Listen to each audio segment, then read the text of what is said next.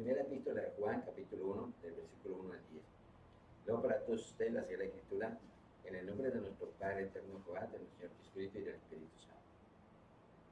Lo que era desde el principio, lo que hemos oído, lo que hemos visto con nuestros ojos, lo que hemos contemplado y palpado en nuestras manos tocante al verbo de vida, porque la vida fue manifestada y la hemos visto y testificamos para que también vosotros tengáis comunión con nosotros. Y nuestra comunión verdaderamente es con el Padre y con su Hijo Jesucristo. Estas cosas os escribimos para que vuestro gozo sea cumplido. Este es el mensaje que hemos oído de él y os anunciamos. Dios es luz y no hay ninguna tinieblas en él.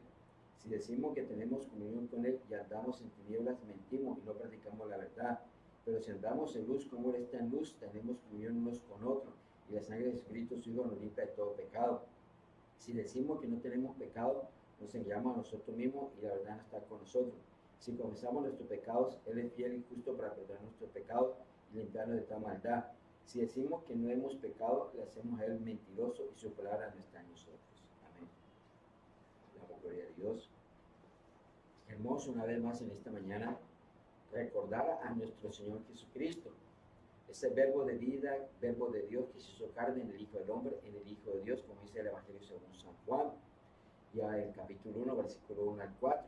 Pero aquí en la primera epístola que escribe Juan, es una epístola diferente al Evangelio de Juan. En esta primera epístola que acabamos de leer de primera epístola de Juan, capítulo 1, se está refiriendo al mismo verbo, al mismo Señor Jesucristo. Dice, lo que era desde el principio, lo que hemos oído. Sabemos que nuestro Señor Jesucristo, ese verbo de vida, no tiene ni principio ni fin. Vemos que son testigos presenciales, Juan y aquellos apóstoles y ministros que estuvieron con él.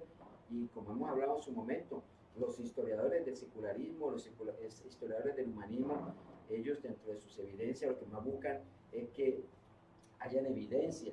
Y una de las evidencias más fuertes que podemos encontrar aquí es que los mismos apóstoles, los mismos ministros, ellos hablan, dice que lo que hemos oído, ellos lo vieron, dice lo que hemos visto con nuestros ojos, que hay un testigo presencial, que lo mismo que lo que hemos contemplado, lo contemplaron, lo vieron, lo miraron, todo ese privilegio, los apóstoles, los ministros de Cristo, en esa época que estaban con Jesús, los discípulos, los seguidores. Entonces, qué hermoso, dice, y palparon nuestras manos tocante el verbo de vida, pero después lo abrazar, después lo tocar, es una bendición que tuvieron el privilegio los primeros ministros de Cristo, del cristianismo, los apóstoles, los discípulos que estuvieron con Jesús, es una gran bendición.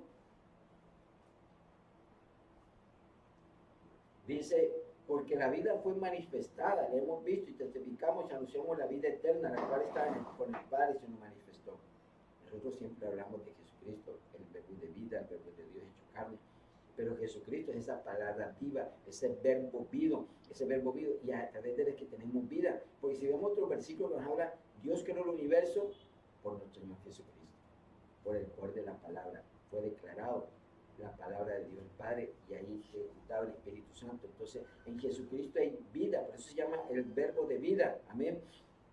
Por eso cuando le dice Jesús a los discípulos, le habla del maná, que él dice que comieron los del pueblo de Israel el maná que venía del cielo, pero que él les traía el verdadero pan, y el verdadero pan es Jesucristo.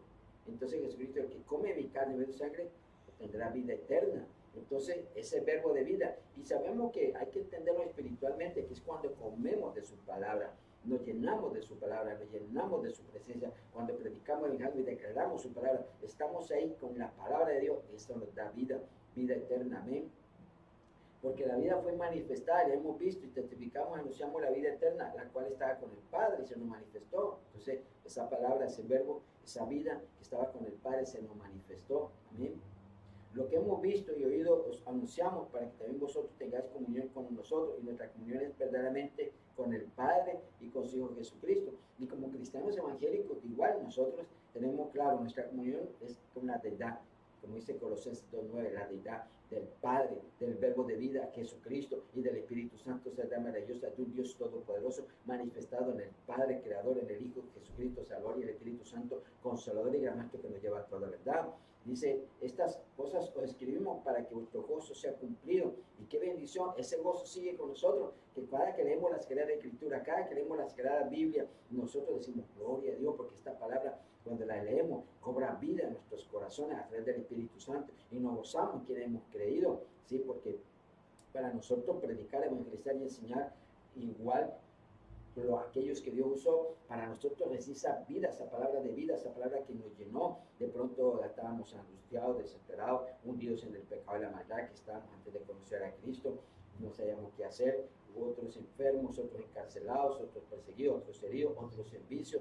Pero ¿qué sucede? Que cuando escuchamos esa palabra de ese predicador, de ese evangelista, esa palabra tocó nuestros corazones, y cuando nosotros abrimos nuestro corazón y recibimos a Jesucristo como el Salvador y le pedimos perdón y buscamos de Él, esa palabra cobra vida y nos da vida a nosotros, y por eso nos gozamos, alegramos por aquellos ministros que están haciendo la obra aquí en Colombia, en otras naciones, en otros territorios, haciendo la obra, predicando la palabra, y esa palabra no vuelve vacía, esa palabra entra a lo más profundo del corazón y del alma, como dice, hasta partir las coyunturas y el alma y el espíritu, llega esa palabra dentro de la palabra, es viva y eficaz y más cortante que toda espada de doble filo. Entonces, mi hermano y hermana, ministros de Cristo, tenemos que seguir predicando, evangelizando esa palabra que va a tocar los corazones, que va a hacer el efecto en la palabra, no somos nosotros, no somos unos vasos, unos vacíos, que esa palabra hace efecto en el corazón de aquellas almas que están en la oscuridad, aquellas almas que están en el pecado y la maldad. Esa palabra viene con el poder del Espíritu Santo y hace el efecto esperado en aquellas almas que necesitan de Cristo. Amén.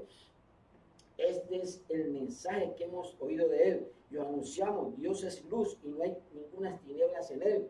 Esa palabra que da vida, la palabra de Dios, cuando la predicamos, evangelizamos, es esa luz que alumbra la mente, el corazón de aquellas personas que están en la oscuridad, del pecado y de la maldad. Y cuando reciben esta palabra, esa palabra no solamente da vida, sino que produce luz, porque le abre el entendimiento, le abre el conocimiento para conocer más de Dios, para conocer y saber que lo que estaba en pecado y en maldad, esos dioses falsos, ídolos, y que lo que estaban adorando, se dan cuenta que eso es mentira, que eso es del diablo, y entonces comienzan a abrir el corazón al Dios verdadero, a nuestro Padre, a Jesucristo y el Espíritu Santo, y encuentran esa luz que les alumbra el entendimiento. Amén. Dice, este es el mensaje que hemos oído de Él, y Él nos anunciamos, Dios es luz y no hay ninguna tinieblas en Él.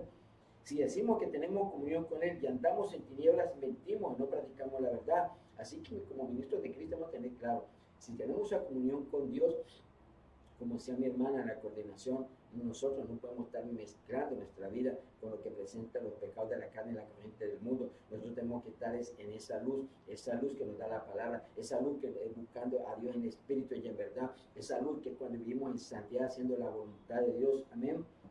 Pero si andamos en luz como Él está en luz, tenemos comunión unos con otros, y la sangre de Jesucristo sí nos limpia de todo pecado.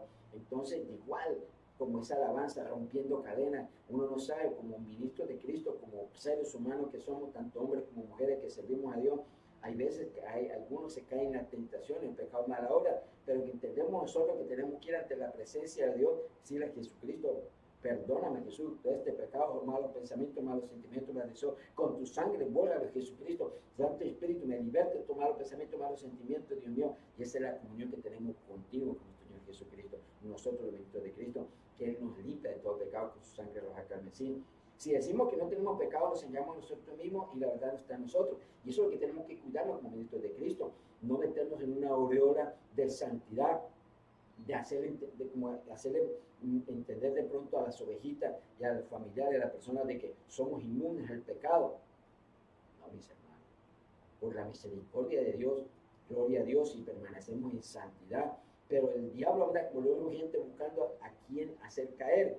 Entonces hay veces nos podemos airar, nos podemos enojar, puede salir una palabra de mentira, una mala mirada, cualquier pecado entre comillas que no es tan profundo de pronto como ministro de Cristo, que vayas a adulterar o a fornicar, pero igual pecado es pecado, así sea que mientas, que te haya orgullo, altivez, rabia, mal genio, y sin embargo tenemos que reconocer a veces, ir ante la presencia de Dios, perdóname Jesucristo, porque he pecado, un malo pensamiento, un mal sentimiento, odio, resentimiento, una mala mirada, me arrepiento de corazón y te pido perdón Jesucristo, con tu sangre borra ese pecado. De pronto escuchas un disco de por allá, el viejo hombre, salsa, vallenato, y de pronto se endulzó tu oído, ahí hay que pedirle, Señor, perdóname por esa música, borra eso en mi mente y mi corazón, que me trae recuerdo los viejos del viejo hombre. Así que uno tiene que pedirle perdón a Jesucristo, Entonces, si tú como ministro de Cristo te colocas en esa aureola de que no quieres aceptar reprensión, no quieres aceptar que Dios te redarguya, te confronte, te exhorte a través de los ministros, a través del Espíritu Santo, de las